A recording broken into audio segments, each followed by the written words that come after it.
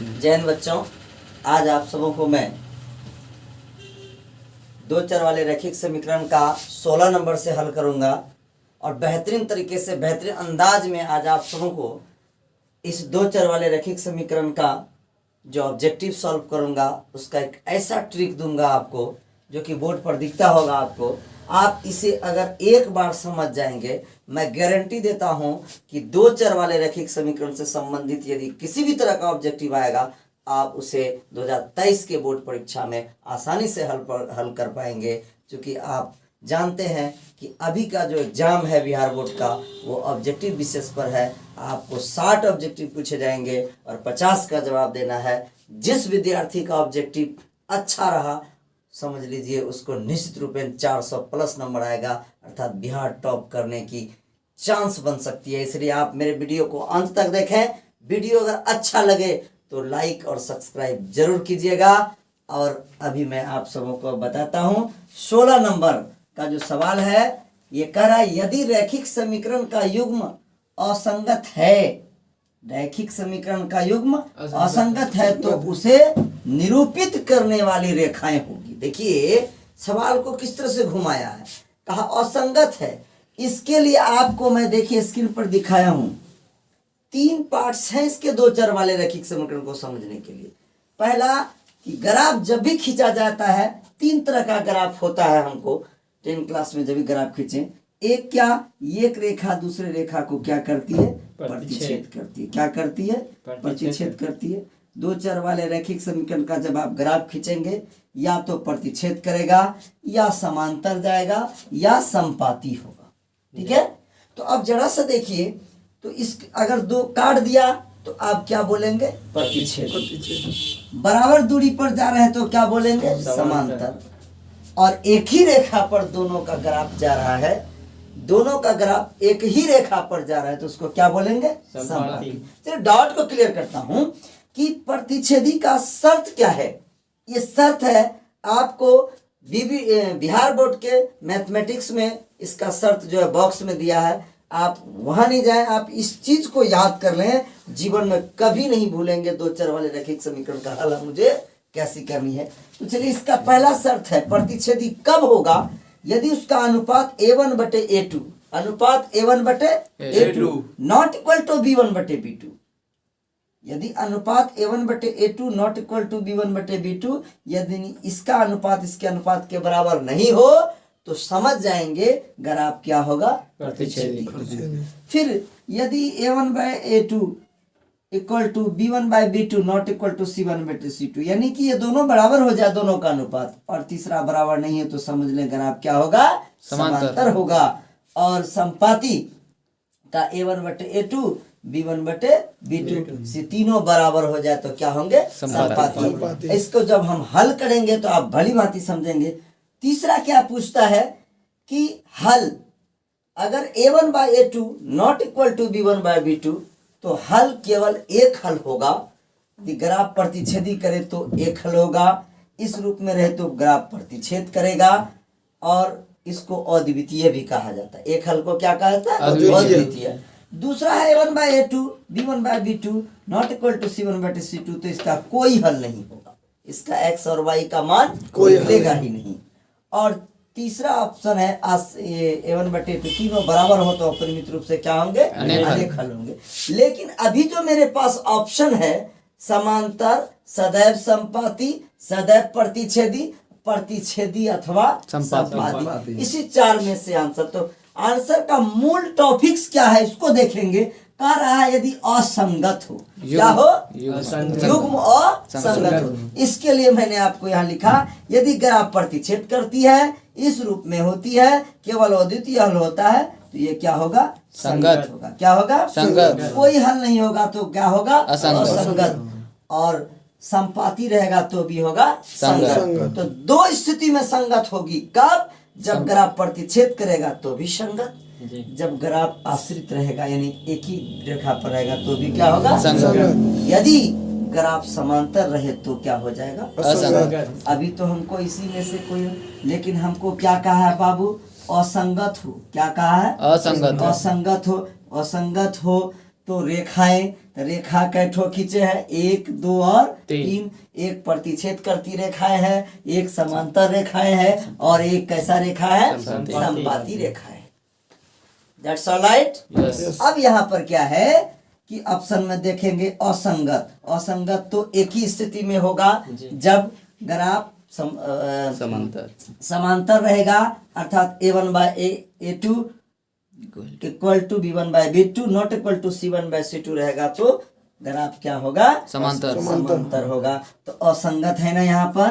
असंगत के लिए हमारा ग्राफ कैसा होगा बाबू, आंसर क्या हो जाएगा बाबू, राइट है। आई होप कि आप लोग समझ पाए होंगे इसको। जी सर, ठीक है। इसलिए अब मैं 17 नंबर बनाता हूँ। आप चलिए अब सवाल नंबर 17 में देखिए क्या कहता है, इनमें से कौन सी बिंदु रेखा, इनमें से कौन सी बिंदु रेखा 3x - 2y = 5 पर नहीं है। तो चलिए हम लिख लेते हैं अब 3x - 2y = 5। कहता है हमारे पास 4 ऑप्शन है, 2, 1/2, 3, 2, 5, 5, 2, 3। तो ये इसका मतलब है पहला मान x का है, दूसरा किसका है, y का। अब कौन से रेखा बिंदु पर है, तो यहाँ x और y के x के जगह x का मान, y के जगह y का मान रख के हल करेंगे। यदि इधर हल करने के बाद 5 के 5 आ जाता है तो समझिए कि है, नहीं आता है तो समझिए नहीं। लेकिन यहाँ तो हमको नहीं दिखाना है, तो चलिए जल्दी से हल करते हैं। x का मान क्या हो जाएगा बाबू, 2।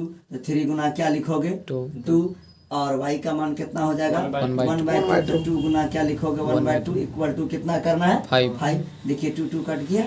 3 गुना कितना होगा बाबू, 6। 6 में एक जगह कितना बचेगा, 5। क्या बराबर हो गया। इसका मतलब तो है, लेकिन हमको क्या दिखाना है, नहीं। चलिए तुरंत इसी में क्या करेंगे, हम दूसरा मान रखेंगे। यहाँ क्या है, x का मान क्या है, 3। 3 गुना क्या हो जाएगा, 3। और 2 गुना कितना हो जाएगा बाबू, 2। बराबर क्या होना चाहिए, 5। 3 तिया कितना होगा, 9। 2 दुना कितना होगा, 4। बराबर कितना हो गया, 9 में 4 कितना बचा, 5। बराबर क्या हो गया, 5। बराबर है। लेकिन यहाँ क्या दिखाना है, बराबर नहीं है। चलिए आगे फिर चलते हैं, अगला ऑप्शन लेते हैं। बहुत फास्ट में वहां पर सीख लेना है, 2-4 बार प्रैक्टिस कीजिएगा, निश्चित रूप में आपको परीक्षा में कभी किसी का मुंह नहीं देखना होगा, ये मेरी गारंटी है, अगर हमारी वीडियो को शुरू से अंत तक देखेंगे तो। चलिए आगे 5 है ना, इसी में रखना है ना। 3x - 2y = क्या है, 5। देखिए कैलकुलेशन अगर आपका अच्छा है तो आप मौखिक भी कर सकते हैं। 5 रखेंगे, 3 5 कितना होगा, 15। यहाँ 2 के जगह 5 रखेंगे, 5 कितना, 15 में 2 कितना बचेगा, 5 हो गया ना बराबर। कोई जरूरत है करने की। चलिए अब 3 ऑप्शन तो मेरा बराबर हो गया। कहता है कौन बिंदु रेखा इतना पर नहीं है। 3 तो कह रहा है कि हम हैं, इसका मतलब चौथा ही होगा।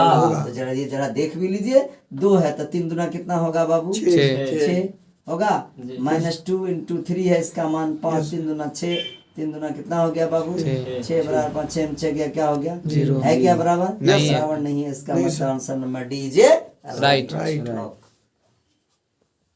चलिए अब आप सबों को मैं सवाल नंबर 18 बीबीडी गैस पेपर के 2 चर वाले रैखिक समीकरण के 18 नंबर का सवाल हल करता हूँ। देखिए ये सवाल आपके बीच नया है, बिल्कुल न्यू है। आपके बिहार बोर्ड में भी इस तरह का ऑब्जेक्टिव, बिहार बोर्ड के जो मैथमेटिक्स का जो बुक है बिहार सरकार की, उसमें ऐसा ऑब्जेक्टिव दिया हुआ नहीं है। तो जरा तो आपके लिए तो नया है, क्योंकि यहाँ देखिए कहता है रैखिक समीकरण युग्म x + 3y - 4 बराबर कितना है, 0। और फिर 2x - 5y - 1 बराबर क्या है, 0 है। कहता है इतना रैखिक समीकरण इतना बराबर 0 तथा इतना बराबर 0 है। तो इसमें ऑप्शन से बनेगा अविरोधी, विरोधी, आश्रित कोई नहीं। अब तक जो मैंने आपको बताया और आप जो जानते हैं, क्या जानते हैं, अगर प्रतिच्छेद किया A1/A2 not equal to B1/B2 हुआ तो केवल एक हल यानी वो द्वितीय होगा और क्या होगा, संगत होगा। लेकिन आपको एक और ऑप्शन यहाँ याद रखना है इसी में, कि विरोधी होगा, अविरोधी होगा कि आश्रित होगा। इसलिए आज आप इस वीडियो में फाइनली जान लें, अगर ग्राफ प्रतिच्छेद किया तो समीकरण जो है क्या होगा, अविरोधी हो जाएगा। क्या होगा, अविरोधी। बहुत इंपॉर्टेंट ये मेथड है, इसको आप ध्यान से देखें, ठीक है, ये क्या हो जाएगा बाबू? अविरोधी विरोधी होगा। ठीक है, और क्या कहा? यदि कोई हल नहीं हो, समांतर रेखाएं जाए और इस तरह के आपको अनुपात आए तो क्या हो जाएगा? विरोधी हो जाएगा। क्या हो जाएगा? विरोधी।